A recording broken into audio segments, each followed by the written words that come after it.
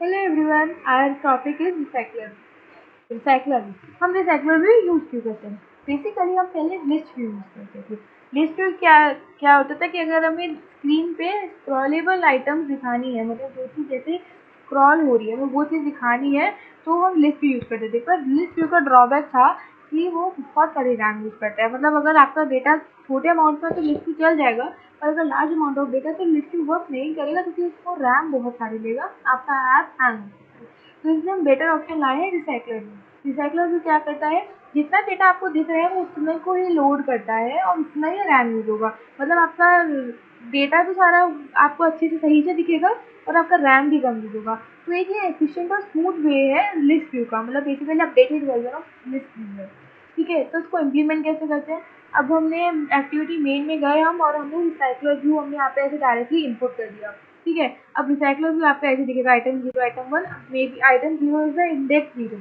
अब आइटम 0 है, मतलब अब हमें दिखाने की ये आइटम हमारी दिखेगी कैसे, मतलब इसका हमारा स्ट्रक्चर, मतलब सॉरी लेआउट कैसा होगा। तो इसके लिए हम क्या करेंगे, एक लेआउट रिसोर्स फाइल बनाएंगे, जिसका हम रख देते हैं डिटेल्स।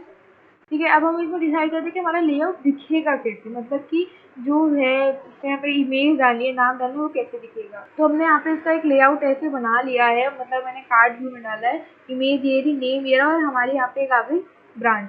ठीक है, अब हमने ब्रांच आ गई। अब मेन एक्टिविटी में हम रिसाइकलर व्यू का एक ऑब्जेक्ट क्रिएट करेंगे, मतलब कि अगर पता होना चाहिए ना कि हम कर क्या रहे हैं। तो हमने यहाँ पे रिसाइकलर व्यू का एक ऑब्जेक्ट क्रिएट कर दिया। हमने यहाँ पे रिसाइकलर व्यू का एक ऑब्जेक्ट क्रिएट कर दिया। ये ऑब्जेक्ट हमारा क्या, ये ऑब्जेक्ट क्रिएट हो गया। हाँ, सेट लेआउट मैनेजर हमने इसलिए किया है क्योंकि हम रिसाइकलर व्यू को कितने ही लेआउट में यूज करते हैं। मतलब ग्रिड लेआउट भी होता है और काफी लेआउट होते हैं, तो हमने इसको पहले बता दें कि हमें आप लीनियर लेआउट में यूज करना है। ठीक है, अब हम एक बनाएंगे इसकी मॉडल क्लास। मॉडल क्लास क्या होती है? ढांचा होता है, मतलब कि हमारा जो है, मतलब एरे में डेटा जाएगा क्या। अब मॉडल क्लास जो हम बनाएंगे वो एक क्या कहते हैं, जावा क्लास ही होती है। तो मॉडल क्लास हम बनाएंगे तो ये हमें दिखाएगा कि हमारा जो डेटा है वो एरे में, मतलब कौन सा डेटा जाएगा। ठीक है, अब वो भाई, अब यही डेटा जो हम बनाएंगे यही डेटा एरे में ऐड होगा, यही से डेटा जो होगा फेच होगा। तो हमने इंटीजर में इमेज डाल दिया, स्ट्रिंग में नेम आ गया, और हमारा ब्रांच आ गया। ठीक है, अब हम एक इसका कंस्ट्रक्टर क्रिएट करेंगे। कंस्ट्रक्टर हम इंटीजर में इमेज इसलिए डाला है क्योंकि अब हम इसका कंस्ट्रक्टर क्रिएट करेंगे, जनरेट ओके कंस्ट्रक्टर। हम इसको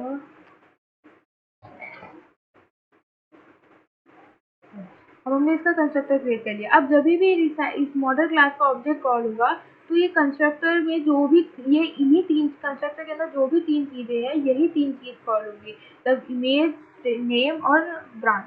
ठीक है, अब हम क्या कर रहे हैं, अब हम मेन एक्टिविटी में डेटा सेट कर रहे हैं, मतलब हमें उसमें दिखेगा क्या। ठीक है, तो हमने अब डेटा, मेन एक्टिविटी है हमारी, हम डेटा सेट कर रहे हैं, मतलब एरे लिस्ट। इसके हमने मॉडल क्लास पास किया। इस वैसे हम डेटा टाइप पास करते हैं, पर हम लोग पहले से स्ट्रक्चर बना चुके हैं, हम लोग कैसा दिखेगा, तो इससे हम इससे मॉडल क्लास पास करेंगे। ये हमने एक एरे डिटेल नाम से ले लिया, और ये एरे हमारा क्रिएट हो गया। अब हम एलिमेंट ऐड करेंगे कि मॉडल क्लास के अंदर हमारा एलिमेंट जो रहेगा वो क्या रहेगा। इसके लिए हमें कुछ नहीं करना है, इसलिए हमें वेरिएबल का नाम डालना है और एरे डिटेल डॉट ऐड। अभी क्या करें, मॉडल क्लास का एक क्या कहते हैं, कंस्ट्रक्टर मांग रहे हैं। ठीक है, तो इसके लिए हम क्या करेंगे, अब एक न्यू मॉडल के अंदर जो हम देंगे, अब हमें एक इमेज का देना है डॉट आइकन।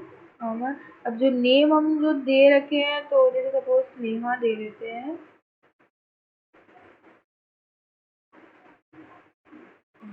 अब हमने ये एक इसके अंदर जो डेटा पास होगा, हमने वो चीज़ हमने इसमें दे दी, मतलब नेम आ गया, ब्रांच आ गई, तो आप कितना भी लार्ज अमाउंट ऑफ डेटा दे सकते हैं। अब हम इसमें बनाएंगे अडेप्टर।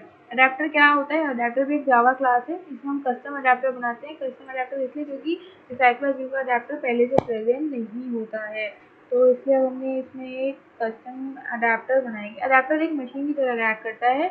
मशीन मतलब जो आपको बताती है कि कितना डेटा आपको ऐड कर, मतलब जो आपको दिखेगा, क्या दिखेगा, कितने समय तक दिखेगा, ये सब। रिसाइकलर अडेप्टर हमने किया, इसको हम एक्सटेंड कर देंगे रिसाइकलर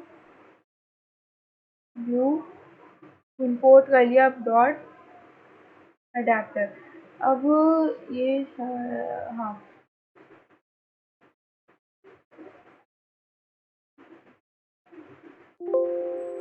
हाँ, अब ये देखो, ये हमने रिसाइकल अडेप्टर की क्लास होती है, हमने वो क्लास व्यू होल्डर्स होते हैं, मतलब कि जो इसके मेथड्स होते हैं, इम्प्लीमेंट जो मेथड्स होते हैं वो हमने पहले ही इसमें ऐड हो गए, मतलब वो खुद ही हो गए। देखो, सबसे पहला होता है on create view holder. On create view holder होता है जिसमें आपको डेटा दिखेगा, मतलब क्या दिखेगा, कैसे दिखेगा, मतलब नेम है, क्लास है, वो सब जो दिखेगा। ऑन बाइंड व्यू होल्डर क्या करते हैं कि वो पकड़ के रखते हैं, मतलब डेटा को। जैसे टेक्स्ट है तो टेक्स्ट देना, टेक्स्ट दिखेगा। जैसे आप इंडेक्स स्क्रॉल करते हो तो ऐसा नहीं होना चाहिए ना कि जब आप स्क्रॉल करोगे तो नेक्स्ट डेटा है वो इमेज की जगह टेक्स्ट है, बजाय टेक्स्ट की जगह इमेज, ऐसा नहीं होना चाहिए। तो इसलिए हम उसके लिए यूज करते हैं बाइंड व्यू होल्डर। और गेट आइटम काउंट क्या करता है कि हमारी जो एरे लिस्ट है वो कब तक चलेगी, मतलब ऐसा तो अगर इसको हम 0 कर देंगे कुछ दिखाएगा ही नहीं। तो इसको ये चलेगी तब तक जब तक हमारे एरे का साइज होगा, अभी ये दिखेंगे, ठीक है। अब उसके लिए हमें सबसे पहले बनानी होगी पब्लिक, मतलब हमें एक क्लास बनानी होगी व्यू होल्डर की। पब्लिक क्लास, हमने क्या व्यू होल्डर की एक क्लास बना ली जिससे रिसाइकलर व्यू व्यू होल्डर को एक्सटेंड किया, क्योंकि वो उसकी एब्स्ट्रैक्ट प्रॉपर्टीज लेगा, अगर नहीं लेगा तो वो देगा, ठीक है। मतलब एक्सटेंड किया रिसाइकलर व्यू व्यू होल्डर को। हमने पब्लिक क्लास में व्यू होल्डर जो एक्सटेंड करा रिसाइकलर व्यू के व्यू होल्डर को, ठीक है। अब वो हाँ, इसमें ये जो रिटर्न जो इसमें सुपर आइटम व्यू, इसका एक सुपर क्लास बनाई है आइटम व्यू, मतलब जो ये रिटर्न करेगा वो एक आइटम व्यू, ये आइटम व्यू एक वेरिएबल है, गलत बोल दिया ना। हमने एक व्यू होल्डर की क्लास बनाई क्योंकि बस एक नाम का व्यू होल्डर है, इसमें हमें व्यू होल्डर की प्रॉपर्टीज भी चाहिए, इसलिए हमने इसको एक्सटेंड किया recycler view dot view holder से, ठीक है। अब इसमें हमें हाँ, ये हमारी मेन क्लास नहीं है, मतलब एक्टिविटी नहीं है ये, तो इसमें हमें क्या कहते हैं टेक्स्ट व्यू और इमेज व्यू को वापस इम्पोर्ट करवाना होगा, ठीक है। तो हमने इसको यहाँ पे इम्पोर्ट करवा लिया है, टेक्स्ट व्यू में नेम ऑफ ब्रांच और इमेज व्यू में आईएनजी आ गया। और हाँ, ये जो है हमारी मेन एक्टिविटी नहीं है, तो इसमें हमें वो दिखे find view bye ID directly होगा, इसमें आइटम व्यू के थ्रू, मतलब वेरिएबल के थ्रू होगा कि हम किसके रेफरेंस क्या दे रहे हैं, ठीक है। ये हो गया। अब हमें जाना है ऑन क्रिएट व्यू होल्डर में। ऑन क्रिएट व्यू होल्डर क्या करेगा, अब हम आएंगे ऑन क्रिएट व्यू होल्डर में। अब हम इसमें हमें एक अपना व्यू क्रिएट करेंगे। व्यू में हमने लेआउट मतलब इन्फ्लेट करवाना होगा कि कहाँ से हम इसको ले रहे हैं, मतलब एक्सएमएल में हमारा व्यू होल्डर में क्या होगा कि हमें हमारा जो वो लेआउट है वो दिखेगा कैसे। तो हमने इसमें क्या किया, हमने एक व्यू बनाया वी के नाम से, मतलब वेरिएबल में वी रखा है, लेआउट इंस्टेटर बनाया है, और लेआउट व्यू ऑब्जेक्ट, हाँ, हमने एक व्यू क्लास का एक ऑब्जेक्ट बनाया है वी, हमने वी नाम दे दिया, बाकी हम व्यू नाम भी दे सकते हैं, पर मैं वी दे रहा हूँ, ठीक है। तो हमने इसे हम लेआउट इंफ्लेटर मतलब हमें लेआउट इंफ्लेट कहाँ से करना है, मतलब लेना कहाँ से, मतलब लेआउट के अंदर डालना क्या चीज़ है, ठीक है। तो हमने फ्रॉम कॉन्टेक्ट, कॉन्टेक्ट जो होता है हमारा एक्टिविटी मेन में होता है, यहाँ ये हमारी मेन क्लास है, ये हमारी हेल्पिंग क्लास है। तो हमने इसलिए यहाँ पे कॉन्टेक्ट का एक हमने वेरिएबल बना दिया, कॉन्टेक्ट डॉट कॉन्टेक्ट, और इसको हम कर देंगे दिस कॉन्टेक्ट। हाँ, अब हमने व्यू होल्डर का एक ऑब्जेक्ट बनाया वी, और हमने लेआउट इन्फ्लेट मतलब कि लेआउट के अंदर इन्फ्लेट कहाँ से करा है वो फ्रॉम कॉन्टेक्स्ट, क्योंकि कॉन्टेक्स्ट हमारा जो होता है वो एक्टिविटी मेन में होता है, ये हमारी हेल्पिंग क्लासेस से हमने कॉन्टेक्स्ट बनाया। एरे लिस्ट बनाई कि हमारा जो डेटा है वो आ कहाँ से रहा है, मतलब मॉडल क्लास में, तो मतलब एरे के अंदर जो डेटा जा रहा है वो हमारी एरे हमने स्टोर किया, ठीक है, और हमने इसमें पास कर दिया। अब हम क्या करेंगे, एक सेकंड, ये हमने इसका कंस्ट्रक्टर बना दिया। कंस्ट्रक्टर से हमने बता दिया कि कॉन्टेक्स्ट जा रहा है और एरे डिटेल और मतलब एरे के अंदर जो डेटा जा रहा है वो कहाँ से जा रहा है, ठीक है।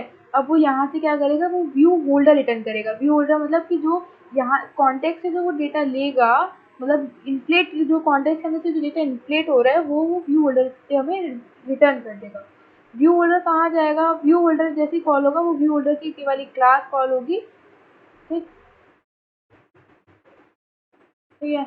अब हम data on buying view holder के अंदर